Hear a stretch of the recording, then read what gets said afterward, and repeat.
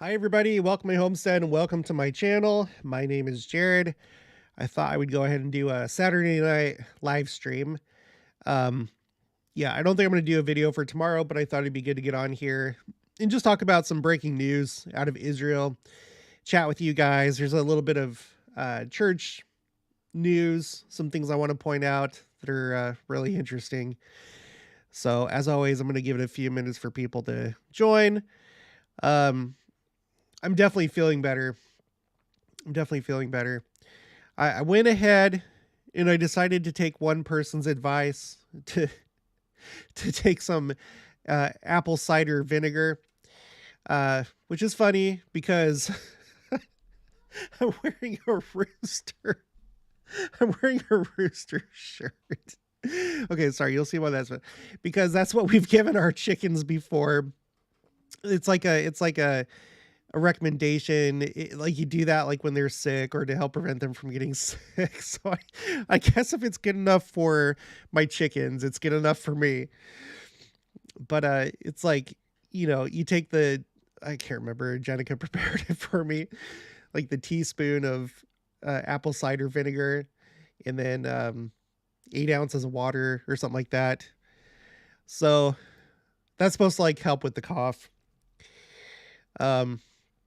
And then after that, if that doesn't really work out, then I'll advance to some of the more advanced potions that you guys have recommended. Oh, I mean, recipes or whatever. I'm just kidding. Don't take it offensively.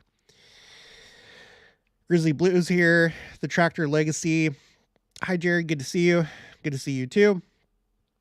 Chance Bunker. Howdy. Mr. Wilkins Matthew. Hi from Virginia. Hello.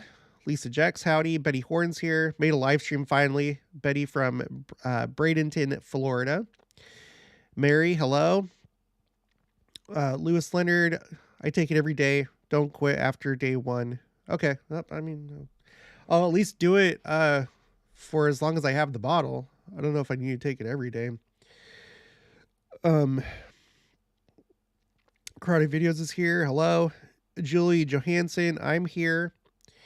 Chance Bunker actually got a notification. Good. Janet Manning, hello. Olga, hello. Jean Marie from Ohio, hello.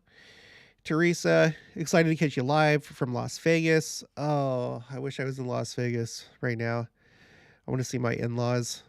And I don't know. I like Las Vegas. Not the bad stuff. It's a fun city. You can have fun there without doing bad things. David Lloyd, grilling your ribeye in North Salt Lake in the snow. Awesome. Dang, that sounds pretty good right now. Kara Hatch, hi from Indiana. Phil and Molly awaits. Hello from Duncan, Arizona. Debbie, glad you're feeling better. Debbie from Denver. Jason Beckstead just wants to wave. Julie Johnson, Utah. Sherry Ware, I'm here from Vegas. Olga, yes, I'm feeling better. Oh, it turns out, so I guess my daughter was sent home with a COVID testing thing, like a home test, and we hadn't really used it, and so Jenica did it, and it came up positive for COVID. So I think that's what I had, and I think I'm over the hump at least, because I've been getting a lot of rest. Today's pretty much been nothing but sleeping. Right now for me is basically morning. We did one errand this morning actually, so not really, but it still kind of feels like the start of the day for me. But I'm starting to feel better. Jason Beckstead from Nebraska, that's just up there. From me. Kathleen Everett's freezing in SoCal. I mean, what is it, like 55 degrees? I'm just kidding. Cynthia from Mesa, hello. Grace, hi from Calgary, Alberta. Hello. Becca, hello again from Alberta. Lois, great shopping in Vegas. Yeah, I suppose there is. I'm more interested in things like the buffets and food. And stuff like that. I like the sights. There's a really cool place at the bottom of Planet Hollywood, the Planet Hollywood Casino, called PBR, and they have an outside. It goes inside, but they also have an outside portion of the restaurant, and you can just like sit there and people watch on the strip. It is really cool. If you haven't been there, I would check that out. That's like whenever Jenica and I go to Vegas, we always go to that place because it's just her and me, and we just like to sit there. It's really relaxing. You have the atmosphere of the strip, the good and the bad, but we focus on the good. Davi, hi from Provo. Hello. Sterling C777, Mesa, Arizona. Peter Pilcher, hey Jared, love your videos from Harriman, Utah. Great, I'm glad to hear that. Scruffy is waving. Karate meat, sickness, cold, and famine. Indeed. Arcane Jared, I laugh when you laugh. You have a very relatable sense of humor. By the way, ACV works. Well, we're about to see. I guess we're doing a channel experiment. I must say, I'm doing pretty okay right now with the coughing. So I just took my first dose of apple cider vinegar. Kylon Ren, just kidding. Kylon Rice, hello from Yemen. Still, he's in the military. Zach Moss, Jared, Julie Johansson. Oh, here it goes. Take lots of elderberry. I think we might still have some. I did take that for a while because Jenica wanted me to, but it was like a long time ago before all this. Kathleen Everett, snowed this morning. Texas J, hey from Galveston, Texas. Purple peace sign. The great cause, hello. The greatest cause, hello. Oh, that's a good segue. So the greatest cause, Tyler Cragen, that's him, the greatest cause. Make sure to subscribe to his channel. He pointed out something kind of interesting in the news. Let me see, pull this up and then I'll show it to you. So remember the video that we were doing about the fines from the SEC, how it amounted to $5 million because there was that guy that wanted to be a whistleblower. Okay, so look at this. $5 million. That was the total of the fines. 5 against the church itself, and then 4 against Ensign Peak. Okay, the Church of Jesus Christ sends food, tents, medical supplies, and more to Turkey and Syria. Aid to earthquake victims totals more than $5 million. So how's that for you? How's that for you? $5 million. That could have could have been paid by that fine. There's reasons to let the money build up, right? To save against the future for a rainy day, also to save for future projects. Okay, if things weren't technically done the way that they were supposed to be, then fine. If it's absolutely necessary, fine. Fine the church. But according to what we read, I can't remember which news article, they said that it was highly unusual for them to find a church the way that they did our church, making it feel kind of like an attack. So anyway, okay, karate. So put on a tomahawk steak, snowing where I live in California. Wow. Yeah, I think I heard about that snow in California. Larry Stark, hi Jared, in Oklahoma City now, grew up in Anthony, Kansas. Awesome. Cool. That's really cool. Nathan Connolly, strange wet stuff falling from the sky in Vegas. Are you making a joke that it's like raining because it doesn't normally rain there? I know there was like this weird kind of like flooding that was happening last year in Vegas. Maybe even within the last 6 months. They were seeing it. Yeah, it was from the monsoon season. And it was weird because they were seeing a little bit of flooding on the Vegas Strip. Like not flooding, but like, an accumulation of water. And some water was like leaking through some of the roofs of some of the casinos. Texas J, 80 degrees here in Galveston today. Denise Cowley, hello from Laverkin, Utah.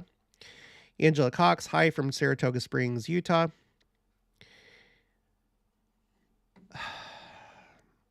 You know what? Screw it. Hey, who was that said Anthony, Kansas? Let's see. Where'd it go? Larry Stark. That's where I live. I'm in Anthony, Kansas. I live where you grew up. That is funny.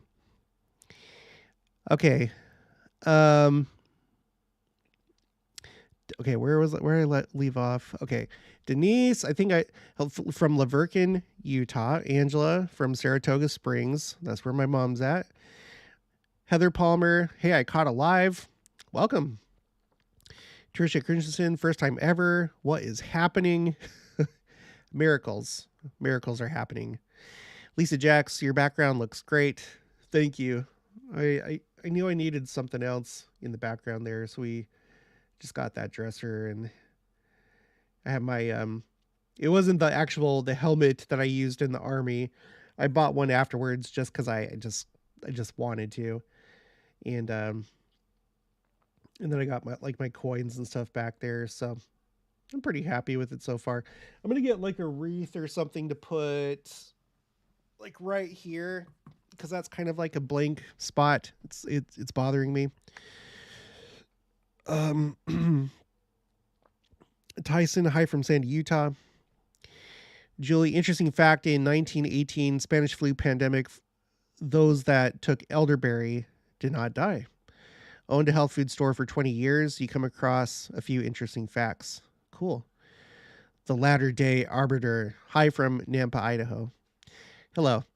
International health coach coming in with a potion. Okay, maybe I'll try that out.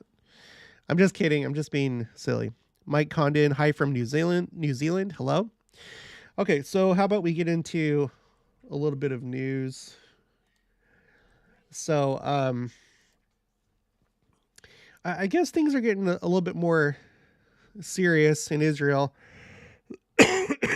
Excuse me, about this whole thing that Netanyahu and his government is doing to the judicial branch. So, Times of Israel is reporting today that they've had the largest protest yet. Masses around country rally against curbing of judiciary.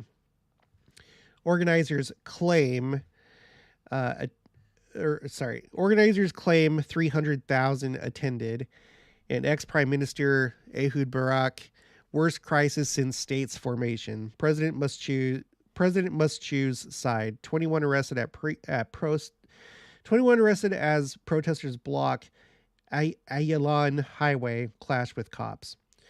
And then here's, some of the pictures.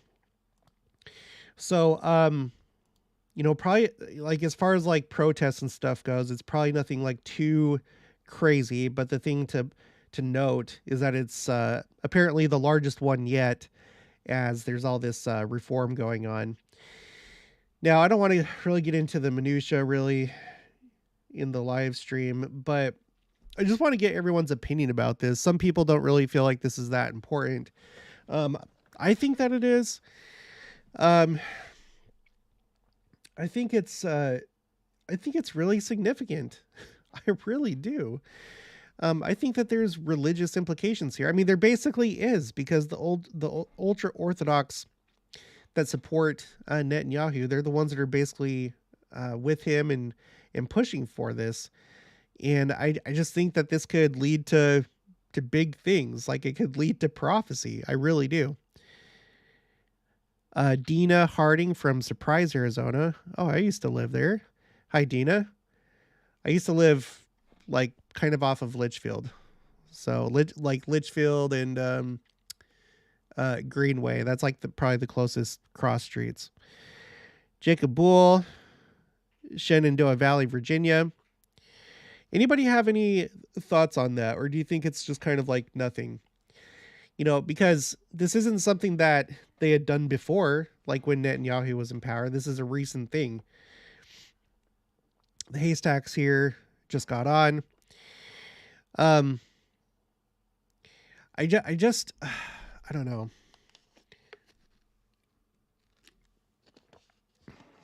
I had some other thoughts, but I forgot what I was going to say. David Colucci, this is the beginning of them taking back the land.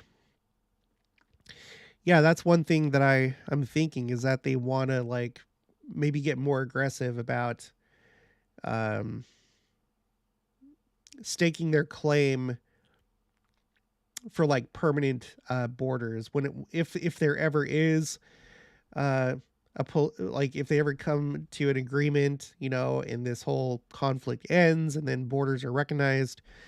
Um, yeah, I think they're wanting to get as much as possible, if not all of it. I don't know. Kemi Allred, hi from Fountain Green, Utah. Sherry Johnson, now living in Lexington, South Carolina. Um, Kathleen Everett, I agree. Anything in Israel is worth watching. Betty Horn, I agree with you, Jared. This is big. Queen of the North, hi, Jared, and everyone. Greetings from Quebec, Canada. The Haystack, been following this all day. Perhaps this is how more of the world turns on Israel. It could be. Because I don't think that this is going to be a popular move throughout the world. It's if anything, it's probably going to galvanize people, you know, countries against Israel. Mike Newberry, Mike from Georgetown, Ohio. James C. from Surprise, meaning Surprise, Arizona. When I went to boot camp, like on the very first day when I arrived at reception, we were all sitting in the very first room. There were a bunch of benches, and we were like filling out some forms and stuff like that and giving them our driver's licenses and stuff. And this drill sergeant, he was like, "Oh, you're from Arizona, huh? Where?" I guess he didn't. Well, kind of. Maybe he wasn't looking at my driver's license because it would have said there. But anyway, he was like, "Oh, you're from Arizona too, huh? That's where I'm from. Where from?" And I was like, "Surprise." He was like, "Ha!" And then called me a name because I don't know if he knew that Surprise is a city. I don't know if he was like from some other part of Arizona, but I think he thought I was being smart or something like that. He didn't make me do push-ups, but it's like you haven't heard of Surprise. If you're from Phoenix, you should know about Surprise. It's one of the suburbs of Phoenix. Teresa Johnson, this is the foundation of a great prophecy, which fits the time period perfect. It's interesting. Like, I'll say this. It feels like things are getting like really intense, right? So, like, when we think about the church and attacks on the church, I think about what Sister Nelson said just a few months ago, saying that in leading up to October General Conference, they knew that it was going to be a singular event because of the number and intensity of attacks on the church. It's like, in other words, she made it seem like it's never been this bad before. And this General Conference stood out from all the other ones. And now in Israel, it feels like it's reaching kind of a new stage or intensity. Like I said, if Benjamin Netanyahu believes that what the rabbis tell him, that he has an important role to play, that he's Mashiach ben Yossef, or the Messiah from, you know, the son of Joseph, that's supposed to prepare the way for Mashiach ben David, then, you know, he might be trying to make that transition. I don't know. Only time will tell. And then you think about Putin and how it feels like either he's trying to do something before he's out of this life. You know, he's just getting older and older. But it feels like just a lot of things feel like they're coming to a head. It feels like a lot of things are coming to a head, like all at once. And then to amplify it, you have all these people from their respective nations, churches, sports, music, the oldest of their type, the longest serving of their type, whatever, all dying within months of each other. We're like in bizarro land right now. Mike from Georgetown, Ohio. Teresa, okay, wait. CO2MC number 26. I wonder why we don't hear about this on the news. Well, it might be, and maybe it's just not like, I mean, it's on Israeli news, you know. Let's go back here. So you have it on Times of Israel. It's in the Jerusalem Post. You have it in Haaretz, which is one of the lead, you know, newspapers or media companies or whatever. It's on 7 Israel National News. So it's definitely news in Israel. Let's see if it's if they're saying anything about it on like Fox News, for example. I'll just do a quick search. Israel, like just on this page. Yeah, they're not talking about it, so I feel like that's kind of weird. Because they're making it seem over there like it's a big deal in Israel. So I don't know what to tell you about that. Okay. Joy Spray Car from Ellisnore, Utah. Daystan, hi from San Clemente, California. Thank you for covering this, Jared. Nothing small or insignificant comes out of Israel. We need to pay attention to all of the little things. You know, while I'm thinking about it, do you remember, if you may have not caught this video, but I didn't realize until I did a few videos back that the name Jehovah is the same as the Hebrew Yahweh. That's the name of God that they don't speak, right? Like whenever they spell it, usually they'll spell it incomplete with, you know, missing a letter or whatever, or they're very careful around that. So in English or the Latinized version, it's Jehovah. And so that made me think about something. Now, I've already covered this a couple times, but I just want to bring this up again. Let me pull this up. Let's go to Israel 365 News. Let's see. Name of, hello, right here. Name of God. Temple Mount Vines.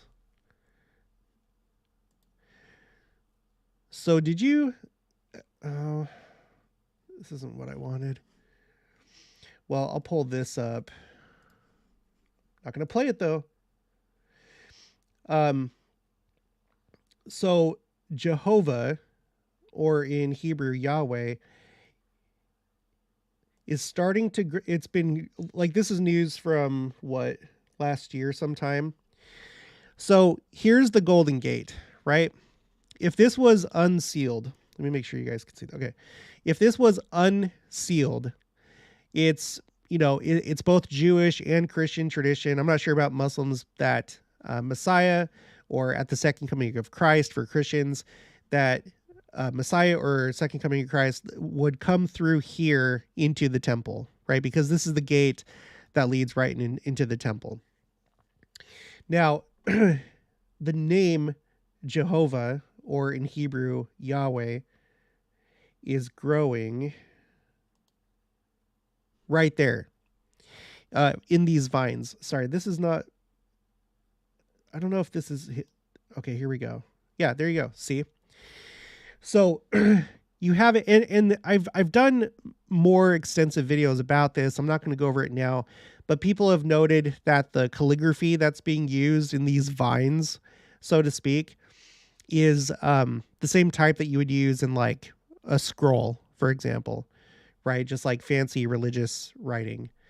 You have the yod right here, and then the, oh gosh, I need to get back to learning my Hebrew. That's the only one I remember, this letter yod.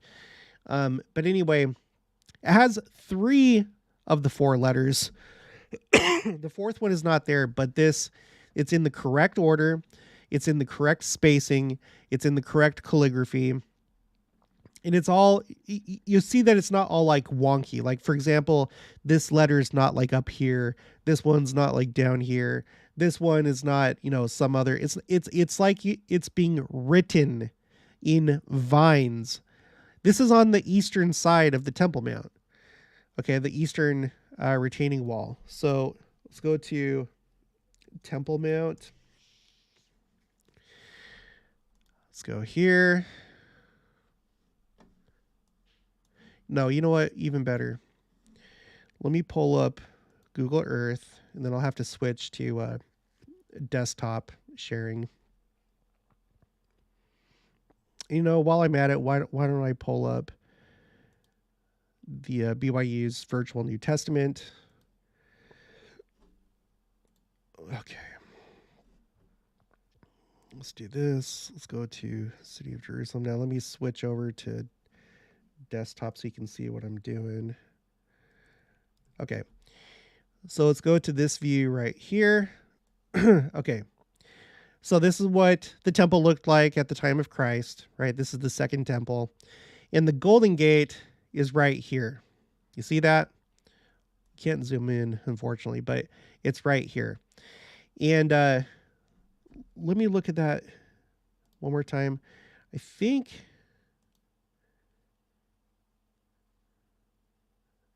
Oh, what?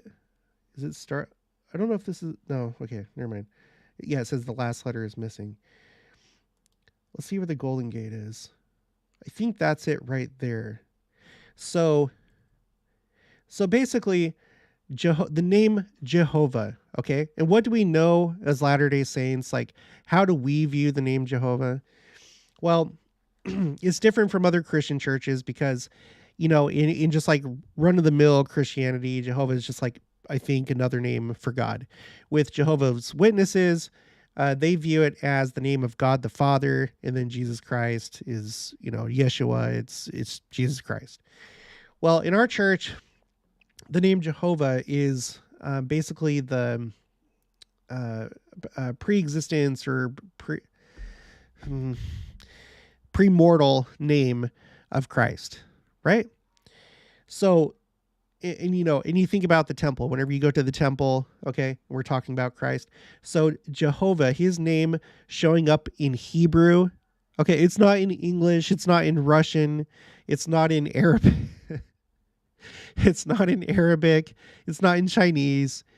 Hebrew in vines, which, you know, that would represent God, you know, because it's nature, stones, rocks, vines, plants, that's like symbolic of God because only God controls those things.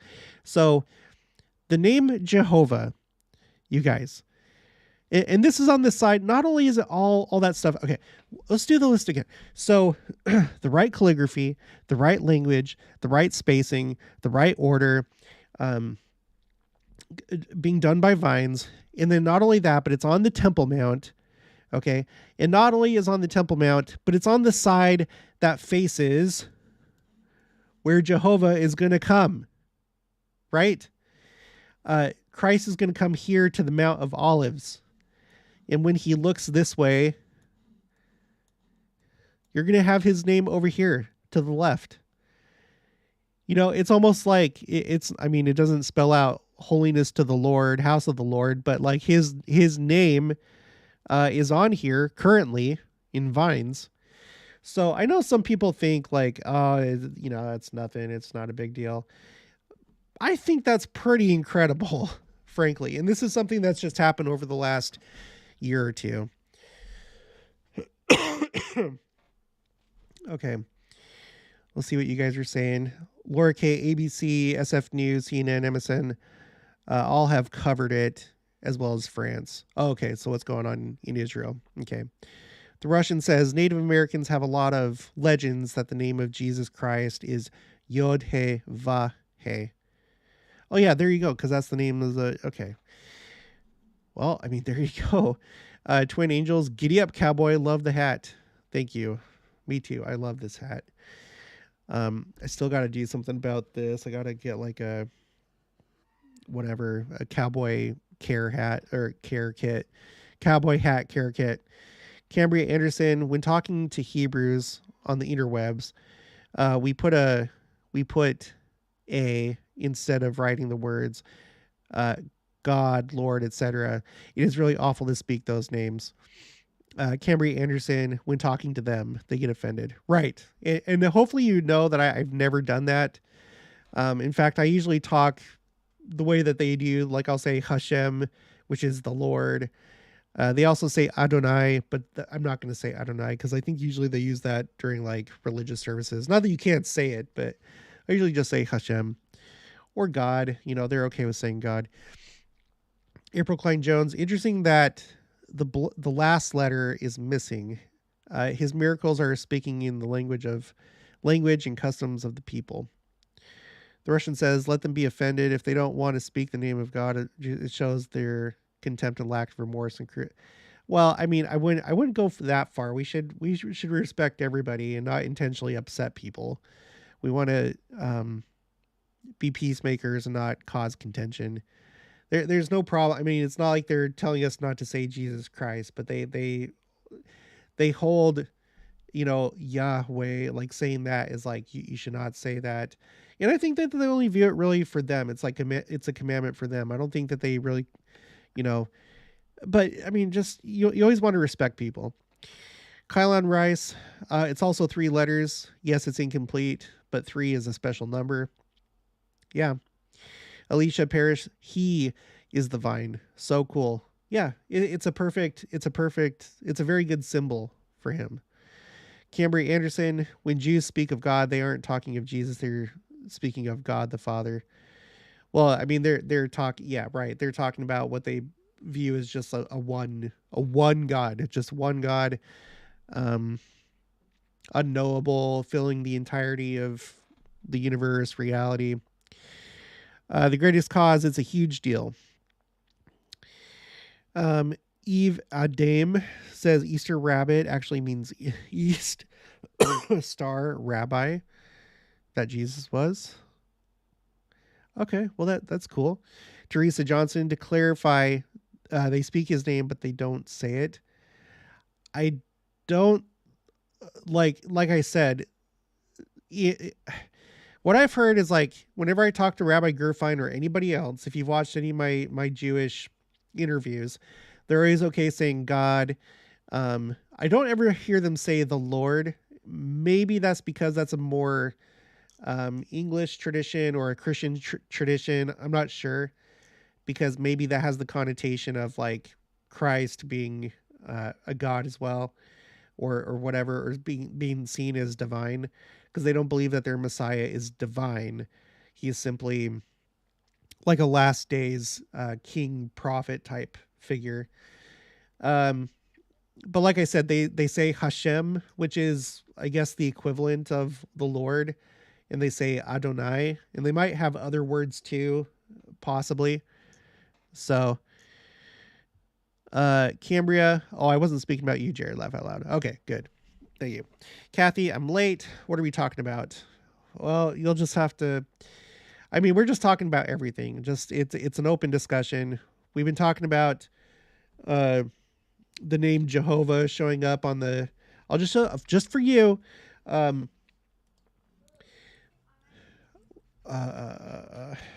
am I here? There we go. The name Jehovah, which in Hebrew is Yahweh. This is like an older story. This is from like a year, maybe even 2 years, I'm not sure, ago, where the name of Jehovah or Yahweh is spelled out on the eastern retaining wall of the Temple Mount, facing the Mount of Olives, near the Golden Gate, where Christians believe that Christ will go through at the second coming. It's in Hebrew. It's all spaced out correctly. It's all they're all parallel with each other. It's just missing the last letter. We're just kind of talking about that right now. Let's see. Daystan, you need to look into the Mormon Yeshiva. His YouTube channel is fascinating. I know. I have a very long to-do list. I have a lot of people I want to talk to. I've got a lot of things I want to do with my spreadsheets and a lot of things I want to research. It's just, it's never ending. I'll see if I can get to it at some point. Marcella 71C, we are very close. If we can see these things in these days, smiley face. Yeah. Or okay, the eastern gate of the temple is the one the Messiah is supposed to enter. Wouldn't that be the main gate of Solomon's temple? Yeah. Well, like I said, during the time of Christ, I don't exactly know why, but like this is the main. Okay, you would kind of think of this as the main gate, right? Because it lines up with the entrance to the temple, right? But as you can see, it's all rocky and stuff like this. Um, I think we read an Ensign article where they think that Christ, when he came into Jerusalem on Palm Sunday, that he actually took this route and then came through this gate. It was greeted by the people, I believe. But anyway, if you were just like a regular temple goer at the time of Christ coming to bring sacrifice or whatever, this would be the main entrance on the south side. See, here's a mikveh right here for you to wash before you go in. And then there's these two big ramps right here. And then the ramps lead up right here to the court of the Gentiles, which is this area right here. So, in fact, why don't we just go there really quick? This is so cool. And I was told by somebody that they're going to be updating this this year. So, I'm looking forward to that. So, anyway, right here, it doesn't show like any entrance right here. This is called Solomon's Porch, this area with the colonnade with all these columns. So I don't know. But you come over here. If you're a Gentile, you're not supposed to be here. You can only come up to this this like fenced area called the Soreg right here. See? So if you're a Gentile, you could be here, but if you move past this point, you're subject to death. And it says so on this sign right here. Gosh, it's a little hard to move around on this. It'd be nice if they added, like, instead of just like clicking around, if you could use like the arrow keys. Anyway, and they have these still. These have been preserved. They have a few of these like in some museums. But they had it, like, I think in Aramaic and Latin and Greek, I believe, warning you not to go beyond this point, because beyond this point, it's for Jews only. And then over here would be the ramp right here. See, it's pretty steep. Anyway, well, not steep, but it's like really long. And if I remember right, this is where, you would have had like sales going on for animals and stuff to buy to take into the temple. And then depending on what you were there to do, you may go to one of these gates over here, or you may come through the court of the women over here. Several months ago, I did a big, long thing about this. I was using the Temple Institute as a guide because they have pretty detailed explanations of what everything was and what all the different gates were. But this is the court of the women, and you have like these 4 box chambers in each corner. And I'm not really good. One of them is for like wood storage. I think another one is for water, I want to say. Maybe it's oil. One of them is for Nazarites. So if like you're a Nazarite and you've taken the Nazarite vow, at the completion of your vow, you would go here, you would cut your hair right in one of these chambers. Excuse me. And then you would take it to the altar over here to be burnt. And so I think this is the Nicor gate. If I remember, I'm not going to click on the things right now because I don't want to get into it. And then this right here, this like little area is the court of the Israelites. I guess where men could go to like offer up sacrifices and stuff if you didn't go through one of the other gates. And then this, of course, is for the priests. Only the priests would be over here. So, all right. Let me go back.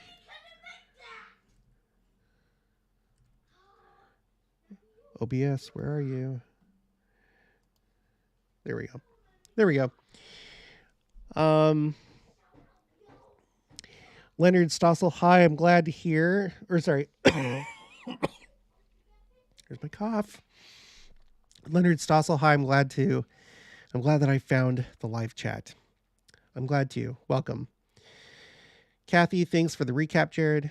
The Russian Eve, who do you Jews think is the Messiah ben?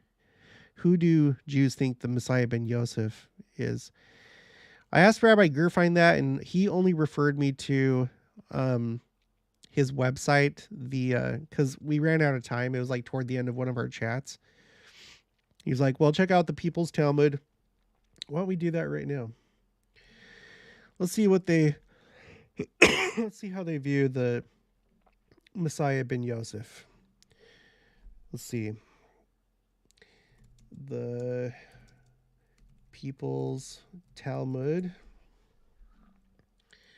I should bookmark this because it's like starting to become a regular study aid. Okay, the People's Talmud. You click on the right here. I'm going to do search.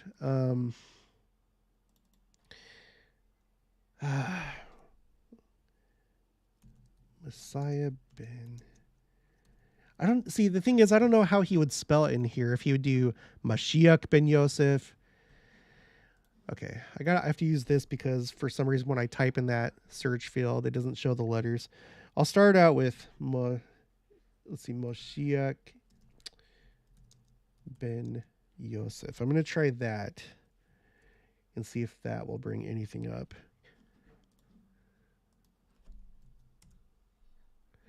Gosh dang it. Ben Yossef. Let's just do that.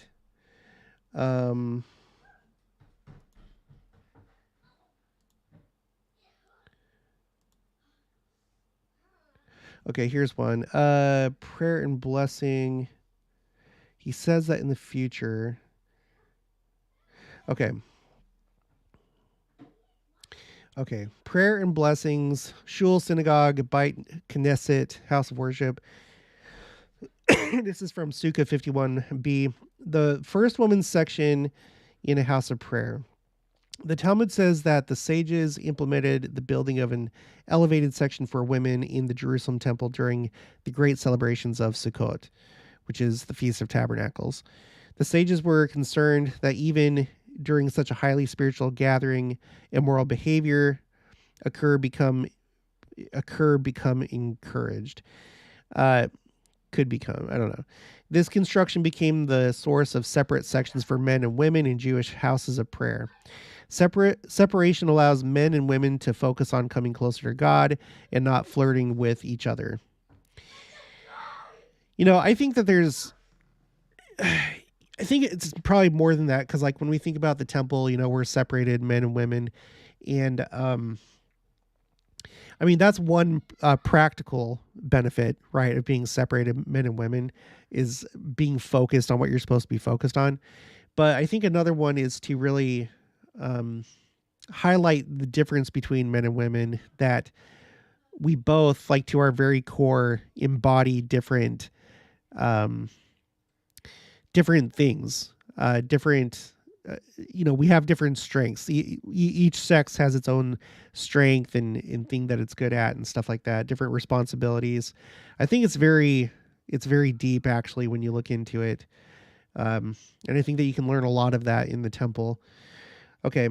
Anyway, Rashi on the next page explains the importance of separate seating also at religious events. He says that even in the future, when Messiah ben Yossef will be killed in the global war of Gog and Magog, the house of David will sit in mourning with the men and women in separate areas.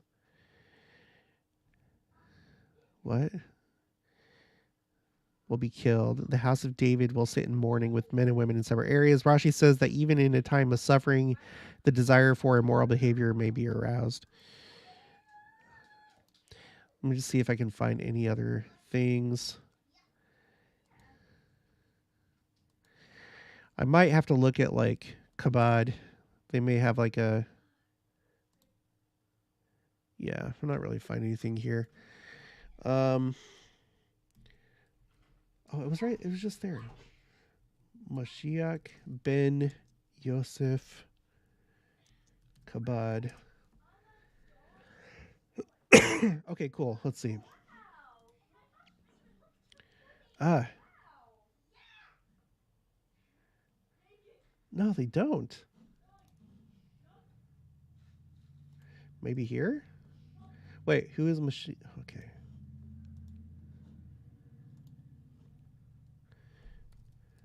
Joseph. Yossef.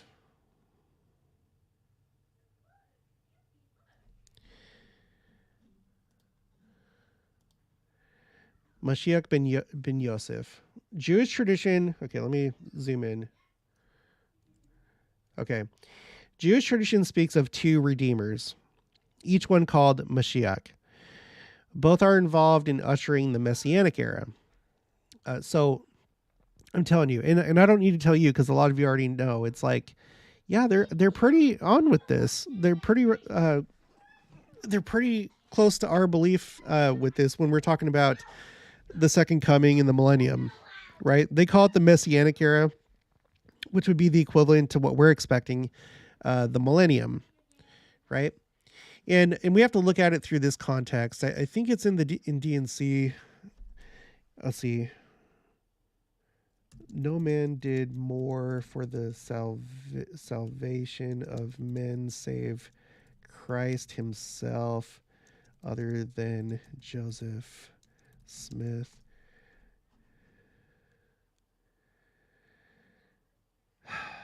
Sorry, everybody. Yeah, D&C 135. We're going to go there. So we're going to look at it through this context. If it'll ever pull up. Done more. Okay. Joseph Smith. Zoom in. Joseph Smith, the prophet and seer of the Lord, has done more, save Jesus only, for the salvation of men in this world than any other man that ever lived in it. Okay. That's a pretty powerful statement. And it's in scripture now because it's in the Doctrine and Covenants, section 135, verse 3. So if we think about that, let's read this again. Jewish tradition speaks of two redeemers, each one called Mashiach.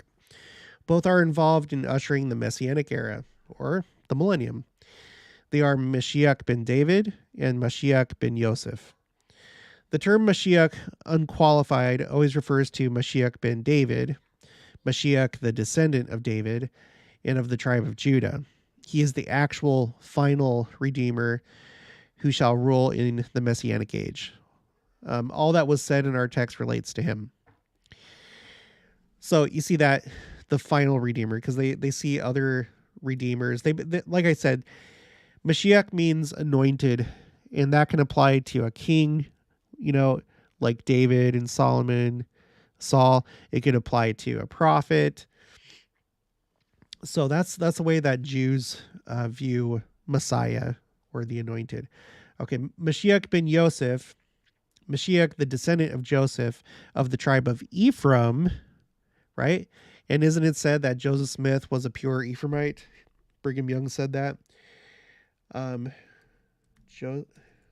Joseph Smith, pure Ephraimite.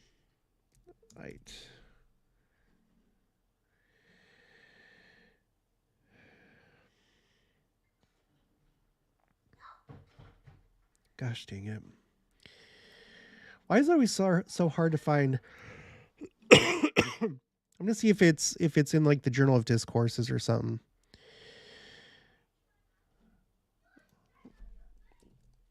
Pure Ephraimite. Yeah, here we go. Brigham Young.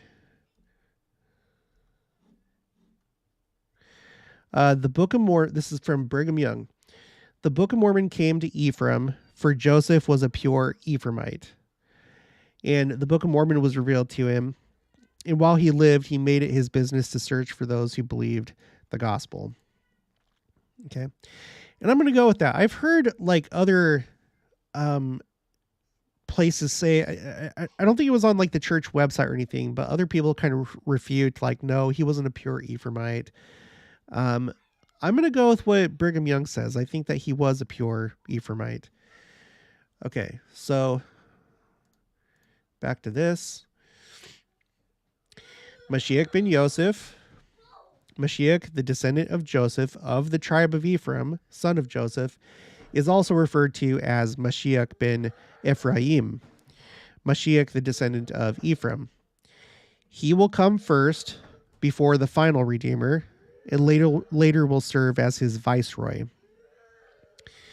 The essential task of Mashiach ben Yossef is to act as precursor to Mashiach ben David. He will prepare the world for the coming of the final Redeemer. Different sources attribute to him different functions, some even charging him with tasks traditionally associated with Mashiach ben David, such as the ingathering of the exiles, right? And hasn't Joseph Smith didn't he start the ingathering of the exiles, right? The 10 tribes, not just the 10 tribes, but finding scattered Israel and rebuilding the Bet HaMikdash and so forth. I think the Bet HaMikdash, I think that's part of the temple. Let's find out.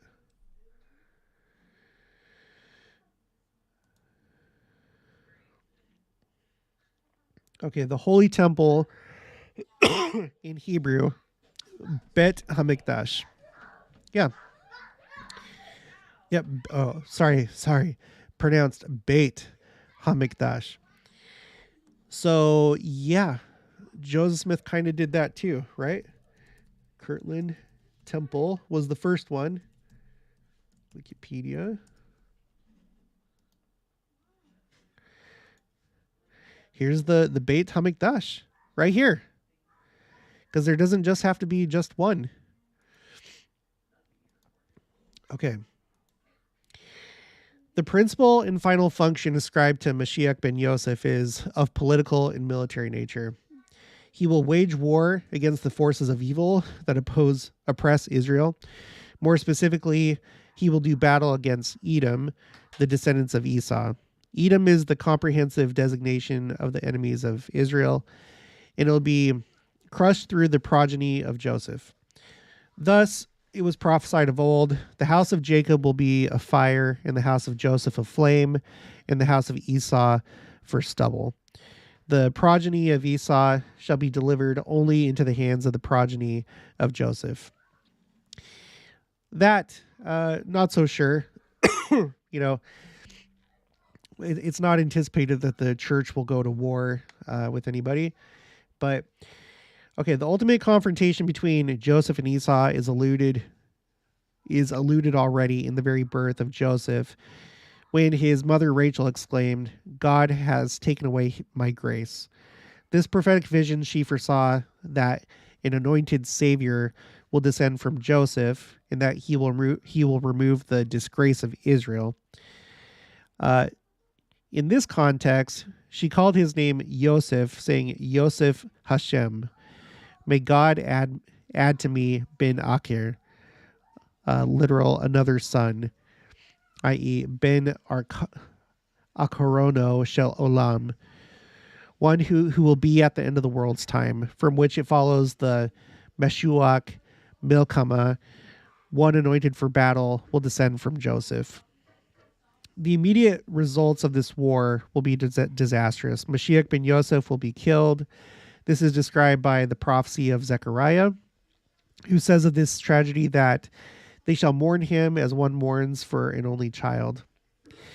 Well, okay, so I guess this could be pretty accurate if you think about Joseph Smith and spiritual war and then the literal violence taken against him because he was killed. Okay. Jews believe that Mashiach ben Yossef will be killed. And Joseph Smith was killed. He was martyred. So if you're say that you're Jewish right now, okay, second coming happens, and then you accept Christ as the Savior, and you accept the church, and then you start like going through our church's history in this last dispensation, you would probably be amazed to see the parallels between what you thought Mashiach ben Yossef was and who he really was. Okay, because like these two figures, they match up very well. They match up very well. Mashiach ben Yossef was killed. It was Joseph Smith. And by the way, when I say Mashiach ben Yossef and comparing him to Joseph Smith, we don't have that doctrine. You know, we don't ever call Joseph Smith Messiah or anything like that. But you can see how there are very strong parallels between the Joseph or the Jewish belief of a great Joseph figure in the last days, preparing the way for Messiah, for Christ. Okay. His death will be followed by a period of great calamities. These new tribulations shall be the final test for Israel. And shortly thereafter, Mashiach ben David will come, avenge his death, resurrect him, and inaugurate the Messianic era of everlasting peace and bliss. And I expect that Joseph Smith, you know, maybe he's already resurrected, or maybe it'll be at Adam-on-Dayam. But yeah, that's going to happen. This, in brief, is the general perception of the second Mashiach, the descendant of Joseph through the tribe of Ephraim. Quite significantly, our Sadia Gaon, one of the few to elaborate on the role of Mashiach ben Yossef, notes that his sequence is not definite but contingent. Mashiach ben Yossef will not have to appear before Mashiach ben David, nor will the activities attributed to him or his death have to occur. All depends on the spiritual condition of the Jewish people at the time the redemption is to take place. And you know, when it comes to you know, I don't know, when it comes to like future prophecy, I think there could be something to that. A lot of prophecy has to do with the church, has to do with the world, and how we react, because the Lord doesn't take away our agency. So in one sense, I think that's correct. But in the other sense, God does know what we're going to choose and what we're going to do. He is above time. So I think it's possible for both things to be true at the same time. Okay. Excuse me. Kara Hatch, Messiah ben Joseph. Rabbis believe in two messiahs, one exalted and one suffering. It's not two messiahs, one exalted and one suffering, but one messiah. First time suffering, the second time exalted. I don't know. I'm reading from Chabad that they're like they're basically like I think they're part of the Hasidic movement. I'm not sure. Let's see. Chabad Hasidic.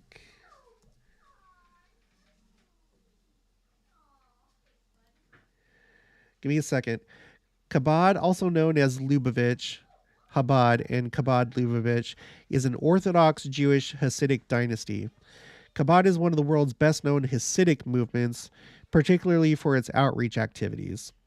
Okay, this makes a whole lot more sense to me now. It's been a long time since I've looked at what Chabad is. So basically, what I just read you comes from the ultra-Orthodox's attempt to reach out to other Jews to get them back into the fold and to start practicing Judaism. So they make it really easy for other Jews to understand Judaism. Of course, it's going to be according to their own beliefs, because not all Jews believe the same. So anyway, that's kind of interesting. So anyway, I'm sure that there's other Jews that have different interpretations. Johnny Swinestein, Babylonian Talmud. You must be replying to somebody else. I'm not sure. Or is that's what it says in the Babylonian Talmud, is what Kara just said? There's two Talmuds, if you guys don't know. There's a Jerusalem and a Babylonian Talmud, which are a compilation of commentaries on the oral law, like the oral Torah known as the Mishnah. Okay. Cambria, Jared, when you speak with Hannah Stoddard next, can you talk to her about Mashiach ben Yossef? She has a wealth of knowledge on this subject and goes back to original sources. It's fascinating. Okay. Laurel K, Cambria Anderson, Last Dispensation / Christian Homestead are going to do a joint interview with her. Yeah, I think she knows that. I think that's why she said that. I'm gonna basically, it's gonna be out on Monday. So, let's see, the haystack. I did a video showing similar parallels of how Peter and Joseph are bat least types for the two witnesses. Okay. Johnny Swinestein or Swinestein. I'm never confident with that. Let's see. Seinfeld. Okay, I'm going to say Swinestein. God said Israel sin many times in the Bible. Goblin 2004. What do you think will happen in the coming months? General conference is about a month away, and it'll be an annual general conference. What do you mean? Seems like there is a lot of already happening this year. There is a lot. There is a lot happening this year. I've said, I'm still very interested and curious why President Nelson ended the last conference the way he did, with like a tearful goodbye. We sung "May God be with you till we meet again." You know, was he expecting something to happen between that conference and this next conference? If he was, is it still going to happen? You know, is he going to pass away? Is something big going to happen? I don't know. Something big did happen. We had an earthquake that killed a lot of people, over 50,000 people. I'm not sure if that's why he would have ended conference like that, though.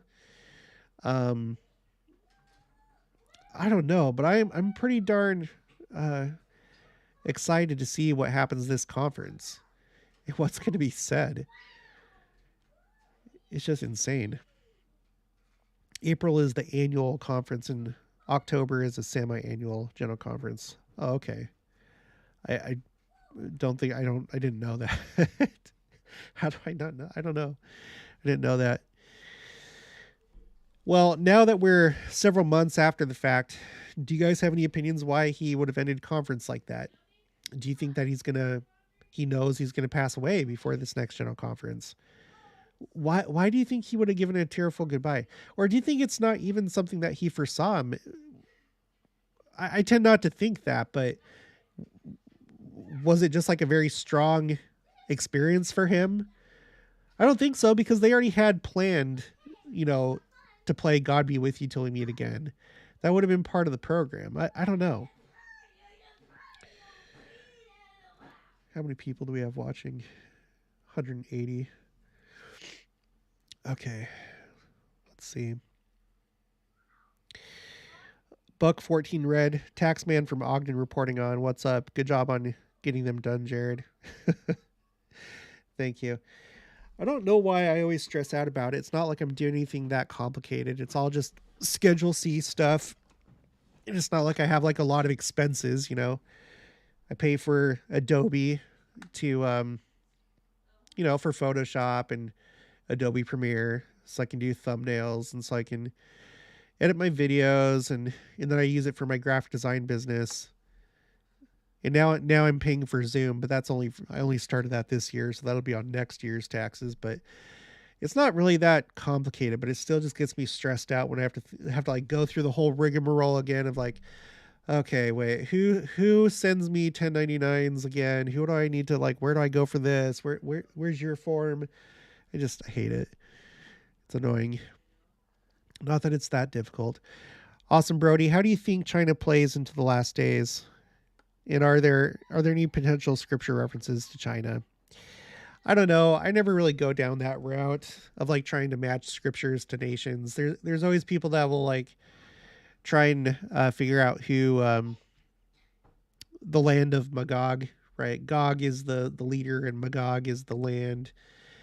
And there's all sorts of prophecies. But I don't do it. I don't do it. Um, a lot of people will try and like take the dragon, like they'll read Revelations, say the dragon is China, and it's not, because when we read our scriptures, I don't know the way that other Christians read it, but in our scriptures we know that the dragon is Satan. Okay, I think every time in the scriptures that a dragon is brought up, it's Satan. So it's not a country. Uh, Scotty AS3, where did you get the hat, Jared? At Boot Barn. We have a Boot Barn in Wichita. It's an awesome store. I love Boot Barn. I love how it smells in there. I like the aesthetics. It's big. All the all the clothing is like really, well, it's all mostly pretty quality stuff, including their hats. This one's a Stetson brand. Cambry Anderson, I think he is aware that the sifting is going to get really started this year. He may have been aware and emotional about that. Oh yeah, that's a good point. I don't know about you guys, but I feel like with a lot of my family, some of them I've gotten more distanced from, and I think it's part of the sifting. I really do, because it's not like I tried to. It's not. I don't think it's because we moved here to Kansas and now we're far from them, because things were good for a couple of years, but there's like a number of them where it's just like we're not really having very much contact anymore, and it's the ones that are like living the more like that kind of lifestyle that are going further and further that way. Uh, in fact, it's a frequent subject of conversation between me and my wife.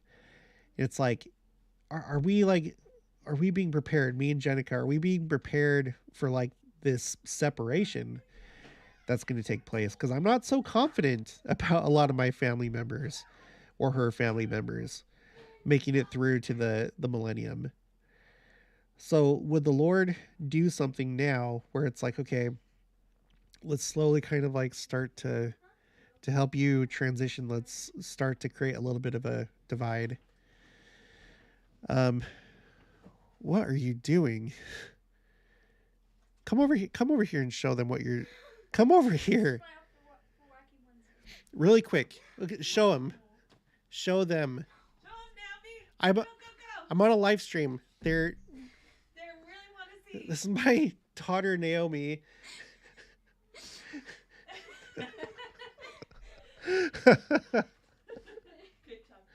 So as you can see, like father, like daughter.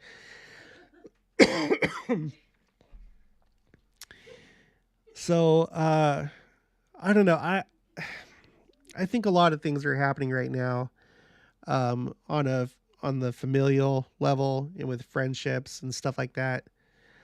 I don't know if it's just me, but like some of you have kind of reported the same thing. I would love for you to chime in if you feel like that's right, or if you don't.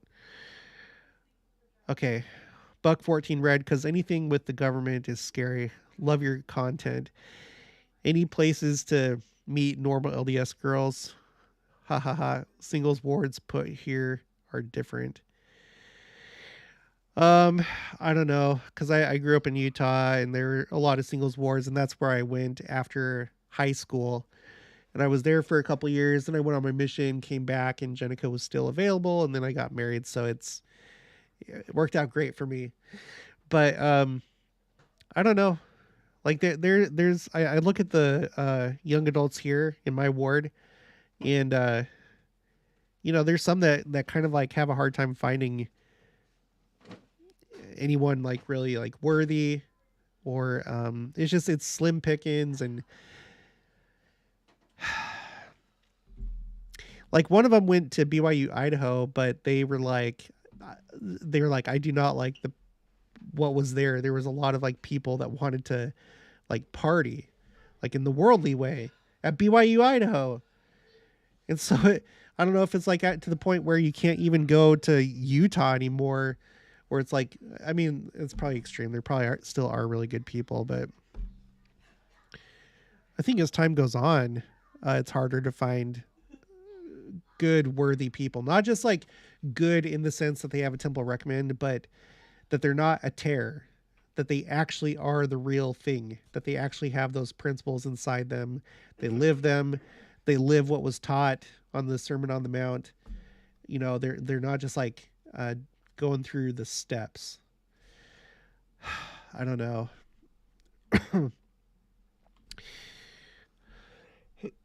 Buck 14 red. Miss Kansas City. When I was in college in Nebraska, our stake president paid for us to go to Missouri for the temple opening. It was such a cool experience. Awesome.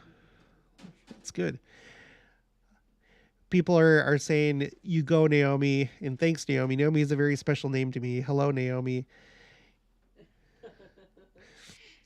Melissa Foster, some non-watchers stuff. Okay, wait. Some non-watchers suffer with worry, anxiety, depression, that they can't handle thinking about the signs. Unfortunately, it's just too much for them. I have a lot of empathy for them. Yeah, it's rough.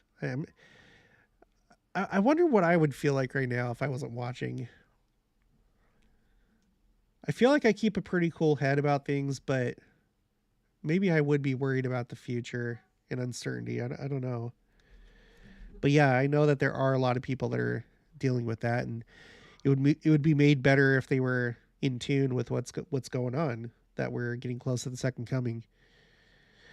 Goblin says, I love talking to my mom about the signs of the times, and my mom and I watch some of the same YouTube channels, although my mom watches other channels that I don't really watch. She doesn't watch me? Why? It's okay. Goblin's mom, that's fine. I don't know if I already said this, Naomi, but Angela Cox says, very cute. Jason Beck said, there are a lot of things going on in the world at the moment, and both the Lord's people or not can experience spiritual tribulation if you are keeping up with the Come Follow Me reading. There's a huge focus on the realm of division and sides of being on the team of the Lord and not.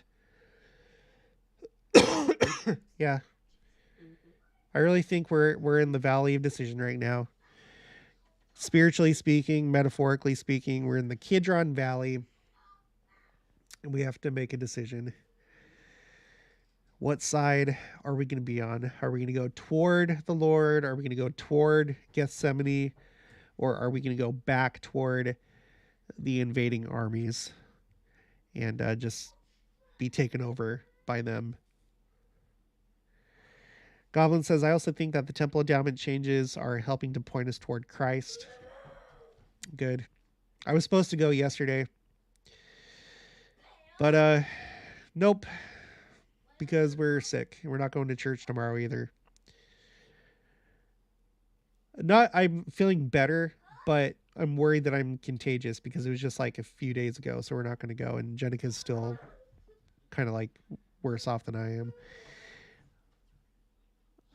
Johnny Swinestein, look for war for the Temple Mount. Well, that's why I'm really interested in what's happening with Netanyahu and trying to consolidate power and obtain more power.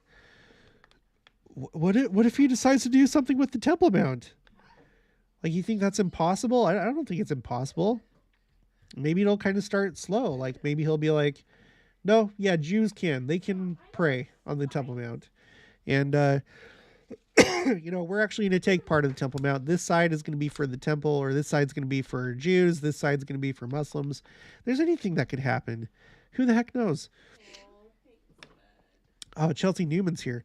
Chelsea Newman is the one that gave me the idea to do the Flood the Earth campaign of sharing the Book of Mormon. She didn't initially. She just like pointed out a talk by Elder Rasband, but we have her to thank for that. Chelsea Newman. I don't think we can say if someone is a terror. We don't know or understand all that they have been through or why they are the way that they are. Heart. That's true, but you can tell people that you should probably spend time with and not people that, in other words, people that are a bad influence on you, right? People that you probably don't want to take whatever advice they're giving in spiritual matters. You're right. Only the Lord knows truly what's going on inside, but there are definitely tears. There definitely are. And I'm really worried about, I'm, like I said, time and time again, I think some people are going to be really confused once the cleansing takes place. And they're like, where's Uncle so-and-so? Where's dad? Where's mom? Where's whoever? They were worthy. No one knows except for the Lord who you really are inside. And people do a good job at hiding, covering up who they really are. So, yeah, we can't do it ourselves necessarily, but we can use judgment in who we're going to have around us or who we're going to listen to, who's going to influence us. We do have to be careful with that. And I tend to just like be careful with like not really falling in too much with people that are more worldly minded, that are more materialistic, or it doesn't have to be materialistic, but people that are more worldly, that are basically in love with the world. And you can tell. Sorry, I can't keep up with everybody's kind of sped up. Awesome Brody says, isn't it interesting that many of the LDS Last Days YouTube channels all seem to start around the pandemic in 2020? It is interesting. And I think there's a reason for that. From my point of view, I think there's like two common things that started LDS YouTube channels around that time. One would be, how do I say it? There was a lot of like during the time of Trump, there was a lot of interest in secret combinations, Gadiat and robbers, secret combinations. On here on YouTube, they were a lot more open with what they allowed, and it got the interest of a lot of people in our church, because our church has a unique take, or even an emphasis on secret combinations.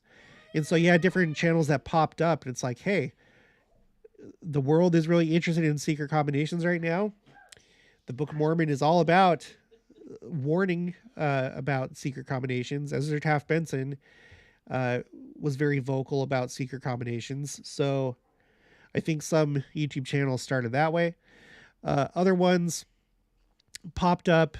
I think there were some already pre-existing before the pandemic for a few years. Other ones kind of took off because of Jody's because of Jody Stoddard's presentation that she did. She has a channel, but she just kind of like she has like a couple little presentations, but that one kind of like went viral, and it kind of woke me up and others. And so thanks to her work, even though I personally don't agree with a lot of it now that I've had time to like research things. Some things I think were right, other things wrong. I'm not interested in, going against her, but I'll give her credit for, I think, getting everyone excited and realizing where we're at right now. And even if you look outside the LDS YouTube community, or whatever you want to call it, I think a lot of other Christian second coming channels, like from other denominations, or the non-denominational people, I think there was like a bump when that happened, probably for the same reasons, because of all the talk about secret combinations, but also things like the eclipse and like the Revelation 12 sign in 2017. And then of course the pandemic just woke even more people up. So I think it's pretty clear to see that those few years, probably from 2017, well, maybe even from when Trump first became president, really, because that was a really wild time. So maybe from like 2016 to 2020, I think that was really kind of like an alarm time, like for many different people across many different faiths. Like, whoa, things are okay. We are not in the same place that we were last year or a few years ago. Okay, Chelsea Newman. Yes, I agree that we can use discernment in where we spend our time. Yes. Melissa Foster, some struggle so much with mental, physical, and emotional health or other struggles or challenges that they are afraid to get their hopes up that relief is coming soon. Yeah, well, I can understand that. Yep. Twin Angels, I'm waiting for the day that you find out jokes. I'm waiting for the day that you find out Jokes Smith is there a guy. You might have to rephrase that, Twin Angels, because I don't understand. Angela Cox, for us singles, the struggle is everywhere. People in family wards are struggling in many trials that are detrimental to covenants, and I think singles struggle with finding someone truly worthy. Yeah. Yep. Um, I'm just glad I was born when I was. Sorry, I don't mean to be selfish, but the world today, I can't hardly stand it. I'm on TikTok. I thought it was a good move, and I think it has been a good move. Bringing some light into a dark place, but it is a dark place. There are some pretty just messed up people on there doing all sorts of stupid things for attention. And all the time that I get on there, all there ever is, I swear, every single video, it's only like hip hop music. It's like that's the only thing that's allowed nowadays. It's like there used to be a lot of there used to be a lot of like diversity in music. When I was growing up, you had all sorts, and there wasn't one genre that really drowned out the rest. Like what seems to be today. Like whenever I look at the youth today, they're always like listening to like these weird little hip hop type songs. Maybe sometimes it's pop, but it sounds like hip hop. But in my day, there was just rock, there was alternative, there was adult contemporary, jazz, blues, R&B, country, just everything. And on pop stations, there was a lot more diversity in music back then. And you don't like really see that nowadays. You don't see, like, there are no more not that I'm like a huge fan, but there's no more like Cheryl Crows or the Wallflowers, or, well, I'll just mention it because I mentioned it in a previous live stream, Hootie and the Blowfish. We're never going to have another Hootie and the Blowfish type band the way that the world is going. All these types of music are gone. They're just gone. And now all we have is just this stupid hip hop that girls are always dancing to, like in a really aggressive. I can't stand dance nowadays either, because it's always like this, like all this like aggressive like movements. It's horrible. I can't stand it.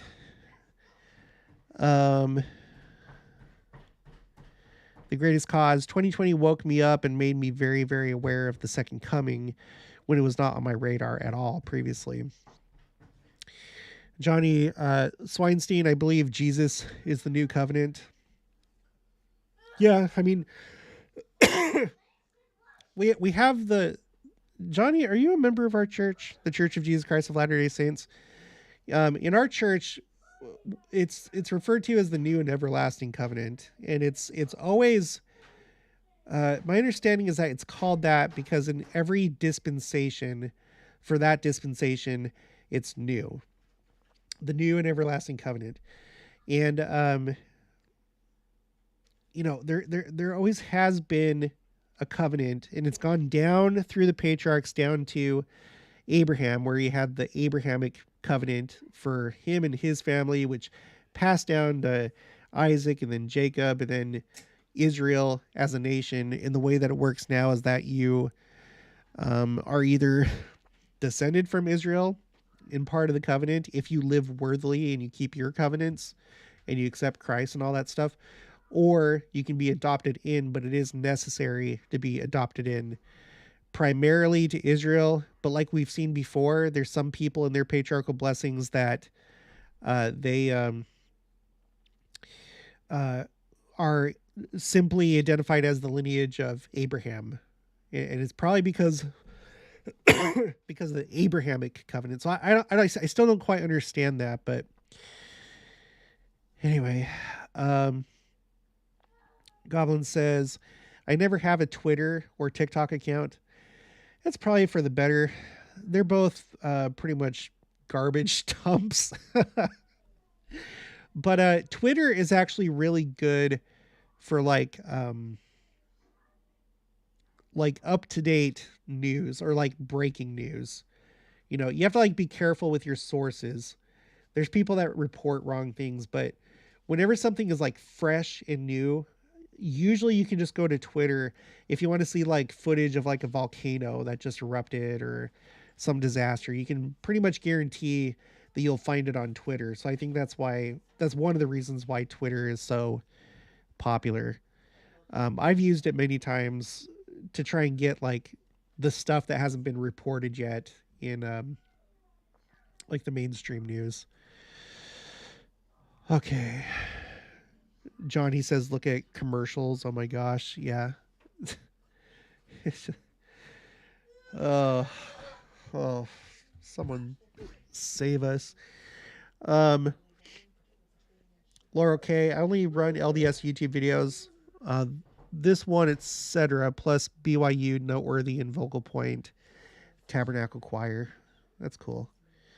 Melissa Foster, my interview suggestions were someone from The Chosen and Wayne May, LDS archaeologist, and one from Israel.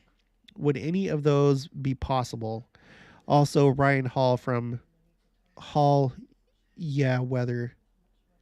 Yeah, it's all possible. Yeah. I'm going to refer back to, well, probably this live stream and then the other one where I was actually asking for recommendations, and it's just going to take time to contact people and see who responds. My dad was friends with Wayne May. He was part of a basically like a foundation. I can't remember what it was called because I didn't really care about it, but now I kind of do now that he's passed away. But he was he like did stuff with Wayne May. I have to talk to my mom about it because I think they were pretty good friends. My dad and Wayne May. Also Terry Carter. If you know Terry Carter, he has a channel, and my dad did all sorts of stuff with him too. They would like go out and like look for petroglyphs. Like there's like this weird series of petroglyphs in the Western United States that I guess it's not really clear who made them, but they kind of like stand out. Some people think that they're a hoax. Other people think that they're not. I never got into it because I was in a different time in my life, and my dad was like middle-aged, and so, and I was a teenager, my brother was a teenager, so it's just like he was like working on that stuff in his free time, when he wasn't working, and I didn't care about it because I was focused on other things. The greatest cause. TikTok is brought up all the time when we speak of my generation. I know it's very popular, but TikTok does not speak for / define my generation. It's trash, and a lot of people think it's trash. Yeah, the thing though, Tyler, is that like when I was like back in the army, just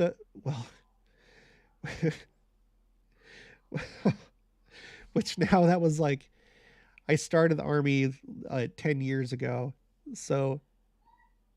At this point, I guess it's been 7 years, or maybe like 6.5 years since I was in the army. But back then, it seemed like that's all that people listened to. Uh, it was either like the choices were either hip hop or this like horrible, really heavy thrasher rock music that's like nothing but like this.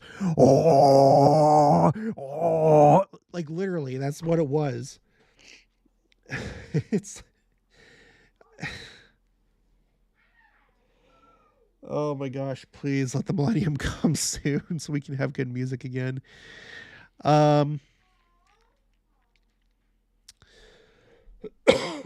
Goblin, although Elon Musk is making a lot of changes with Twitter. Yeah. Caden Seth Mercer. This is Caden. I truly believe that we keep living life as normal as we can. We don't give up our life savings, job, and house just because we believe the second coming is about to happen. Yeah, that's true. I don't think anyone said that, but yes, that's true. Angela Cox, Laurel K. I also think that it means the women of this day are in desperation to be married, no matter the circumstances, money, etc., regardless of beliefs, in order not to be embarrassed / ashamed, etc. Uh, Wayne May, I believe. Oh, sorry, Buck 14 Red. Wayne May, I believe, is with the Firm Foundation. I need to look up the foundation that my dad was part of, because that sounds kind of familiar. I think it was like the Foundation for Archaeological Research. I can't remember what the heck it was called. Goblin 2004. I like to occasionally watch Behold Israel with Amir Sephardi. I do too. Okay, so I think he's great. Um, there's been a couple times I've been a little bit disappointed though, because like there was one time something was happening in, I don't know if it was the Persian Gulf or it was in the Suez Canal or something, but he did like a breaking news video and he's like, you guys, this is huge, this is really big, and he was like saying that all these big things were going to happen, and then nothing did. And then he was one of the few people that were talking about a Muslim prophecy last year. There were like certain clerics and Muslims that thought that Israel was going to cease to exist by like June or July of last year. And I mean, he can't help that, but I don't know how good I don't know how good some of his information is, or like his assessment of things. But other than that, I'm sure that I know that he's really good. I've watched him, but I don't watch him like a whole lot. Melissa Foster, your dad was friends with Wayne May. That's amazing. Yeah. So like, sorry, I don't know. 'Cause it's like totally, I don't care that much about that stuff. So I guess I don't know how amazing it is. Do you guys know Utana Jessup? Like she's like another name. My dad, she spoke at my dad's funeral.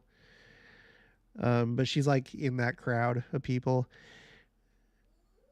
Dason, I think it's good to infiltrate evil platforms with a bunch of goodness. Laugh out loud, or laughing face. Keep up the good work on TikTok and wherever else. Heart face. Okay. Thank you. Valerie, be mine. Do you think all will be calm in the millennium? Yep, I do. As far as like wars and strife, disasters, yeah. Yeah, I think it's going to be calm. I don't think that necessarily means that everything's going to be easy, because my understanding is that we're still going to have to like work. You know, you're still going to have to work to provide for your family, but uh, it's going to be a time of peace. It's going to be a paradisiacal earth. So yeah, I do think it's going to be pretty good. There's still going to be like sadness when people don't accept the gospel. There's going to be a lot of people at the beginning that still don't accept Christ, and they have their other religions. So you're still going to be sad about that. But compared to right now, yeah, I think it's literally going to be a paradise. Yeah. Sherry Ware, Wayne May, and another gentleman named Rod something came to our school, American Heritage Academy here in Vegas. Gave a lecture and demonstration. You're probably talking about Rod Meldrum. He's the guy that's big into the Book of Mormon geography. Goblin, I like the band Chicago. I have their CD, Chicago's Greatest Hits, from the 80s. Yeah, I like stuff like that too. Who else? The Eagles, Boston, Kansas. Hidden Treasures, the Decalogue Stone is interesting topic. I've never heard of that. The Decalogue Stone. Let's see.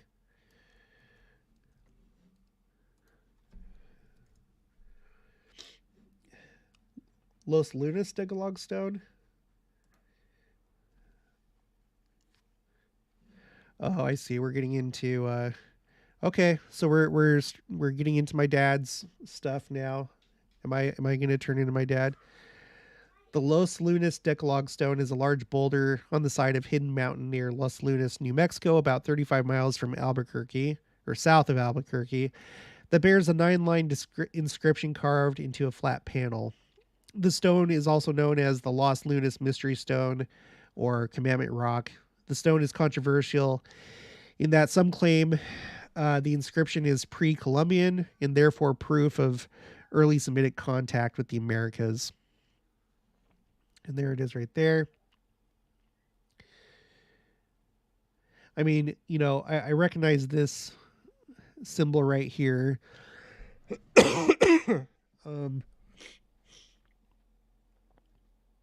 Wait, did I switch the screen? Yeah, I did. I don't know. And see, this is where I don't know what to think.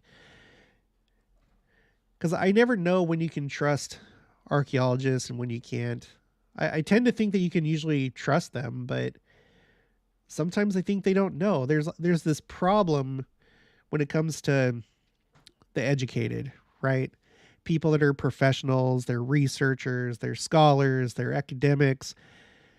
They don't always, really shoot for the truth. Sometimes it's about their theories. Sometimes they want to hide things for political reasons. So that's what really sucks about this world, is that you can't even trust the people that you should be able to trust. And so I personally would be skeptical of this stone until maybe I went there, saw it for myself, could see if it really does look like it's really old, or if it was like recently chiseled and it's just like a hoax by somebody. I don't know. It's interesting, but I don't know. All right, sorry guys, I'm skipping down a little bit. Huh? What? Why don't you just say hi? Okay. Well, Jenica says hi to everybody. She's not feeling the best right now, so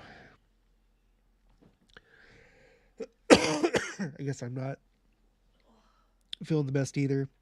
I was feeling better a little bit earlier, but maybe I'm just kind of getting tired right now. Are we going anywhere, or are we just staying home? Staying home. Okay. After this, we'll probably watch Retail Archaeology. If you guys want like a good,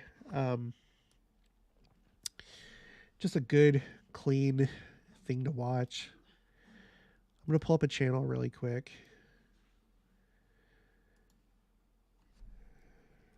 Retail Archaeology. Let me know if you've seen this channel before or not. But so this guy right here, he's from the Phoenix area, and he's the type that goes around and he looks at dead malls, but he also goes to different stores. Like he went to Party City, he went to these pop-up Toys R Us stores. That they have in Macy's and stuff like that. He goes to thrift stores, and it's basically a really, really good channel if you like nostalgia.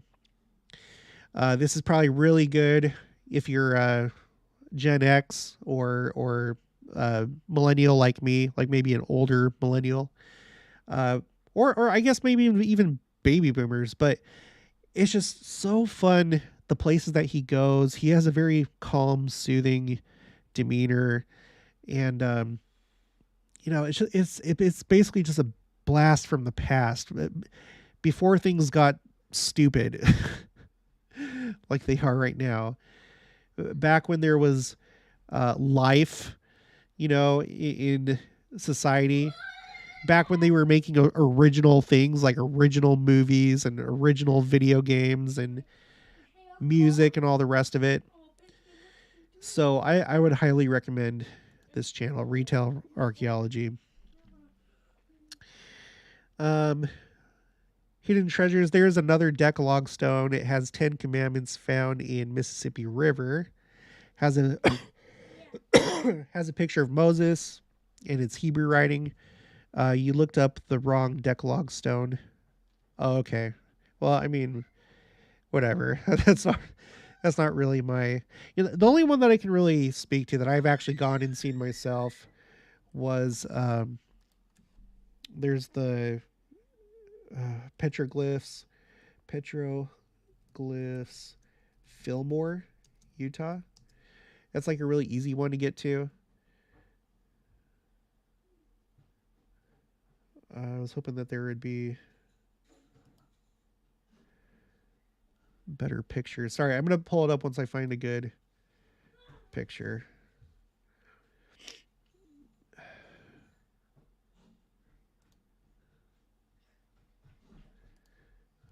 I think it was this one. Yeah, this is the Fillmore. Okay, so in Fillmore, Utah, which is like in the center of the state, there's like a thing that you can go see, and it has petroglyphs right here, and again, are they real? Are they not? I don't know. I have no idea. I think there's like not Fair Mormon farms, or is it the same thing? Farms, I think they were called, where somebody was like, that's nothing but cowboy chicken scratch, so they like discredit it, which I'm not gonna like go off of that opinion, but it's just, this is like one of those things that I don't really care about that much. I think it's interesting if it I don't know. I just don't have the time and energy for it.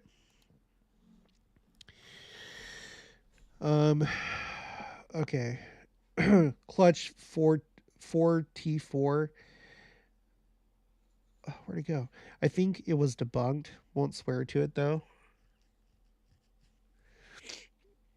Okay. Goblin, there's a really cool petroglyph site just south of the Utah border in Arizona, a little Black Mountain petroglyph site. Cool. Awesome. International health coach, the effectual prayer of the righteous availeth much. Weary the Lord in prayer until he blesses you. As a man, I act and choose wisely. We all have some choice. Yes. Yes. Okay. Well, I think I'm going to wrap this up. We'll be going for an hour and 43 minutes. Hope you guys enjoyed it. I know that I did. Hope you have a good Sabbath tomorrow. I need to like try and do better with the Sabbath day. Not that I do anything like really out of line, but I feel like it's like one of these things that I've always not been really stellar at, kind of being a little bit loose. Not with like the things I really stick to is like not spending money, not exercising, or like physical play activities, stuff like that. But sometimes I feel like I could rein in just like the shows that I watch. There's like so many good ways to spend your Sabbath. And I think one of the best ways is doing family history. It's really fun. It's really interesting. And there are all sorts of great YouTube channels for learning things about the gospel. but of course, reading the scriptures themselves. And I think I've had like a hard time with letting the rest of the work week follow me into the Sabbath, and like still kind of like being of that frame of mind, like checking emails or looking at stats or just stuff like that. And last week I like really made an effort, and it felt really good because it felt like creating a space outside of the world, right? It's like taking a break from the stupid world and just like having a sacred time in space.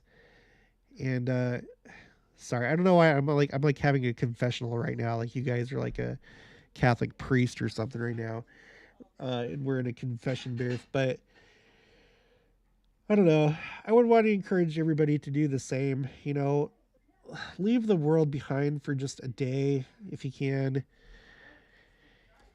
and just use that day to like heal. Use it as a day to heal spiritually, psychologically, mentally, like detach from the world. It's like, I've always like talked about the world being, in my view, the world is like Chuck E. Cheese, or it's like Showbiz Pizza back when that existed. Showbiz Pizza. Give me a second.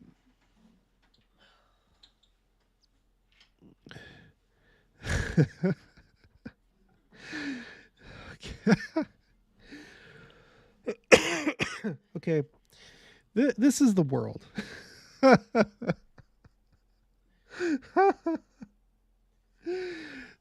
world is just a stupid thing where everyone is immature.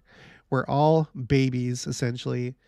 And we're playing for token, or we're playing for tickets so we can buy stupid prizes that are that where the tickets equate to basically like 1 cent. So every time you get a ticket, you get like 1 more cent. And so if you get like 4,000, then you have like $40. And then you can just get something that you would have just paid $40 for at a regular store. And people are just like distracted all the time. Just it's like a sensory overload. Pizza and soda and games and rides and arcades and the band.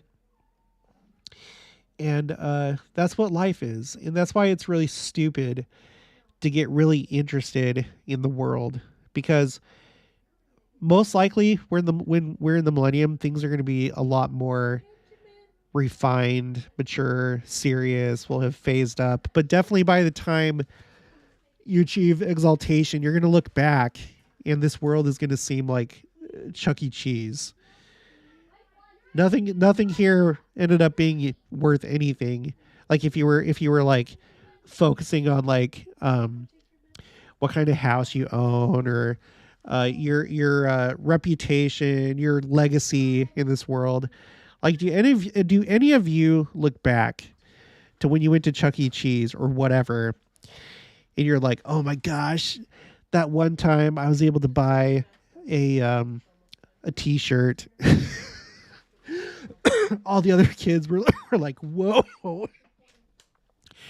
he won so many tickets that he can buy a t-shirt. That's what this life is going to be like afterwards. So it's just silly. Just focus on the things that matter. And in this metaphor, the things that would matter at Chuck E. Cheese is like spending time with your friends and making memories and working on things that go with you after Chuck E. Cheese. Not things that like last for a little bit and then you throw it away, or that end up in Goodwill or the DI. Okay. Anyway.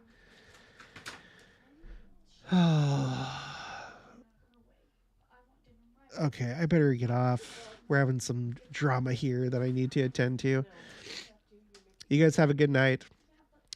Have a great Sabbath day. And I'm not going to have a video for tomorrow, so this is it. just go back and maybe watch some other videos if you want to. I have a lot of good videos, so if you ever feel like watching the channel but there's not a new video, just go back or pick a playlist and just go through it, because there's just so much. All right, I'll talk to you guys, and I'll see you on Monday.